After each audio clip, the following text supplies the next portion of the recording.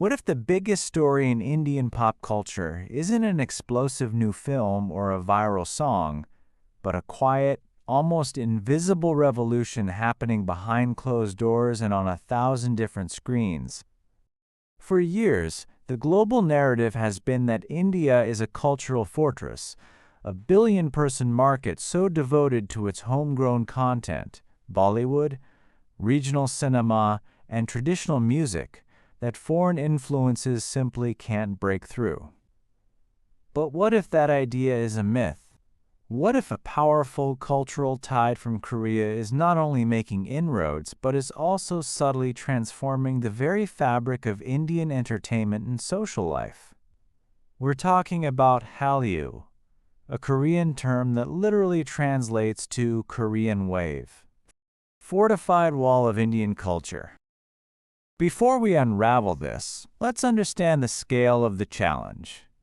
India's cultural ecosystem is a universe unto itself. Its domestic film industry, including Bollywood and other regional cinemas, is the world's largest in terms of tickets sold, and it commands an astounding 91% of the Indian theatrical market, with Hollywood and other foreign films accounting for a very small share. This isn't just a preference, it's a cultural stronghold. The assumption has always been that a foreign cultural export, particularly one from a small East Asian nation, would simply bounce off this wall. But that assumption didn't account for the digital revolution. The digital breach, a silent infiltration. The story of the Korean wave in India is one of patience and digital savvy. Its first seeds were planted in the early 2000s, when a few Korean dramas like Daejanggeum and Autumn in My Heart were broadcast on regional television, building a small but loyal following. But the real turning point wasn't a television show. It was the arrival of streaming platforms like Netflix and YouTube in the late 2010s. Suddenly, an entire library of Korean dramas and K-pop music became accessible, legally and easily, with the click of a button. Before this, there was one major exception. You may remember a song that took over the world in 2012, PSY's Gangnam Style. It became a massive viral hit in India, but its popularity was based on a different kind of appeal. It was a funny, catchy, and visually absurd music video that people enjoyed, without necessarily caring that it was Korean. It was a digital phenomenon that, for many, was their first exposure to a viral global hit. But it was not the start of a deep cultural connection. Instead, it was an early glimpse into how digital platforms could expose India to global content in a way that traditional media never could. The final piece of the puzzle, and a massive accelerant, was the COVID-19 pandemic. As lockdowns forced people indoors, online content consumption skyrocketed, and with it, curiosity about new genres and new cultures. The result was an explosion of viewership. The show that truly smashed through the perception of a closed market was Squid Game. Its global, and particularly its Indian, success proved that a non-Western, non-English show could not only break through, but could also dominate the cultural conversation. The unlikely resonance, a shared cultural heartbeat. But why did it work? Why would Indian audiences, with their rich storytelling traditions, connect so deeply with content from a country on the other side of the continent? The answer lies in a surprising cultural kinship. Korean dramas, despite their modern aesthetics, are built on a foundation of shared values that resonate deeply with Indian sensibilities.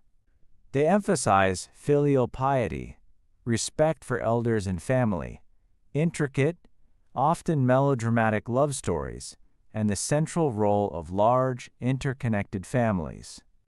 Indian audiences aren't just watching a foreign story. They're seeing a reflection of their own values presented in a new, aesthetically pleasing package. The emotional narratives, the emphasis on relationships over action, and the celebration of food and social gatherings all feel familiar. It's the same emotional core, but with a different skin. Beyond the screen, a cultural ripple effect. This interest hasn't stayed contained within the screen. It has created a ripple effect that is quietly transforming urban youth culture. The most dramatic example of this can be found in Northeast India, particularly in states like Manipur, which have a well-established and thriving K-wave. Due to its geographical proximity and cultural links to East Asia, this region has been an entry point for Korean culture for a much longer time. But the influence is now spreading from these regional hotspots to major cities across the rest of the country. Young Indians are flocking to Korean restaurants, learning the Korean language, and adopting Korean beauty products and fashion brands, which are seen as cutting-edge and sophisticated. This isn't just about entertainment anymore. It's about a lifestyle, challenges, and the future of Hallyu. Of course, the Korean wave still faces significant hurdles. Korean films, with a few exceptions like Parasite, have had a difficult time at the box office. But the story isn't about competing with Bollywood on its home turf. It's about carving out a space for itself. Korean media and brands are perceived as premium and aspirational, a niche market that is slowly but surely growing. So what does this all mean for the future? Will the Korean wave one day rival Bollywood's dominance? Or will it remain a cherished but niche segment of Indian pop culture? The answer is likely a bit of both. The Korean wave in India is not a sudden, explosive phenomenon. It is a quiet, self-propagating revolution, a result of digital access and a subtle but powerful cultural affinity.